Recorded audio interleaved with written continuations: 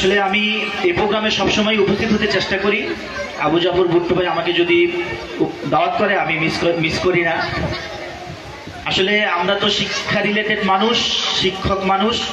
শিক্ষা প্রতিষ্ঠানে কোনো প্রোগ্রাম থাকলে ওই প্রোগ্রামে অ্যাটেন্ড করে কিছু বলতে বা ওই প্রোগ্রামে উপস্থিত থাকতে স্বাচ্ছন্দ্য বোধ করি। তো আমি সবসময় এসেই বলার সুযোগ পাই। আজকে আসলে শুনতে এসেছি আমার শিক্ষাগুরু, আমার ইউনিভার্সিটির উপাচার্য উপস্থিত আছেন এবং নয়ন ভাই উপস্থিত আছেন। তারা বলবে, আমরা শুনবো, তাদের কাছ থেকে শিখবো, এই আশায় আসছি। আসলে এটা হলো একটা শিক্ষিত সমাজ।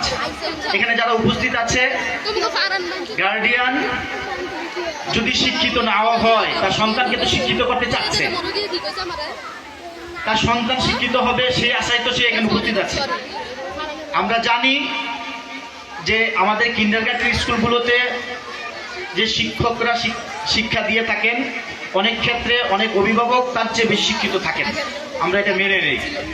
এবং আমরা সেই জন্য অনেক বিদ্যালয়ে দেখেছি যে উপদেষ্টা কমিটি থাকে, উপদেষ্টা কমিটিতে অভিভাবকরা থাকেন, যে আপনারা পরামর্শ দিবেন, পরামর্শ অনুযায়ী আমরা স্কুল পরিচালনা করব, আপনার যেটা পরামর্শ ভালো হবে সেটা আমরা গ্রহণ করবো, সেটা প্রয়োগ করবো স্কুলে।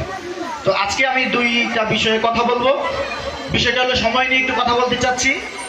আজকে কথা বলতে চাচ্ছি হলো গান শিক্ষার্থীদের উদ্দেশ্যে। এখানে যারা শিক্ষার্থী আছো, যারা বিদায় নিয়ে চলে যাচ্ছ, তোমাদের প্রতি আন্তরিক অভিনন্দন, সামনের দিকে ভালো করবে সেই আশাবাদ ব্যক্ত করছি।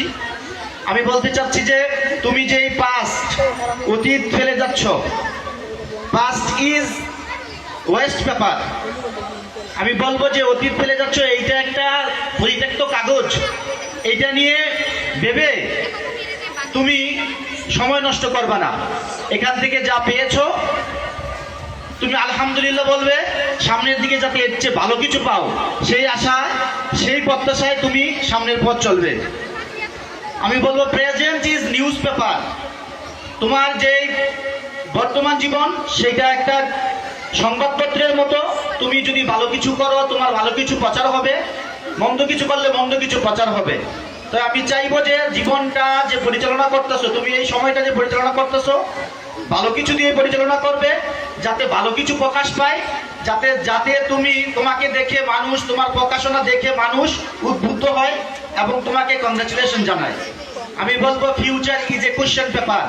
তোমার ভবিষ্যৎ জীবন হলো একটি প্রশ্নপত্রের মতো। এই প্রশ্নপত্র অনিশ্চিত।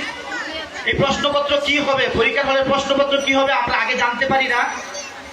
অতএব তোমাকে ওইভাবে প্রস্তুতি নিয়ে জীবনের প্রশ্নপত্র হাতে নিতে হবে, যাতে করে যেই ধরনের কঠিন পরিস্থিতি আসুক, যেই ধরনের প্রশ্নই আসুক, তুমি এই প্রশ্নের উত্তর দিতে পারো, এই প্রশ্নের মোকাবিলা করতে পারো। আমি বলবো so right and read carefully. তুমি ভবিষ্যতে কি করবে এইটা সতর্কতার সাথে তুমি লেখো এবং পড়ো। Otherwise your life will tissue paper. আমি বলবো যদি তুমি ভবিষ্যৎ জীবনটা ভালোভাবে না সাজাও, তাহলে তোমার জীবনটা টিস্যু পেপারের মতো হবে। টিস্যু পেপারটা কি? একটা টিস্যু পেপার আমরা ইউজ করে ফেলে দেই। তোমাকে মানুষ ব্যবহার করে, তোমার মানুষের কাজের প্রয়োজনে তোমাকে নিবে, নিয়ে ব্যবহার করে তোমাকে তাড়িয়ে দিবে।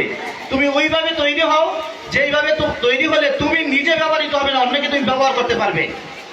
আমি বলবো সময় অনেক কঠিন জিনিস।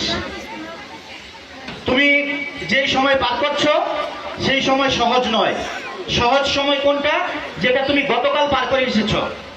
আজকের দিনটা গতকালের চাইতে কঠিন, আগামী দিন তার চেয়েও বেশি কঠিন। তাই এই কঠিন জীবন মোকাবেলা করতে হলে তোমাকে ওইভাবে তৈরি হতে হবে।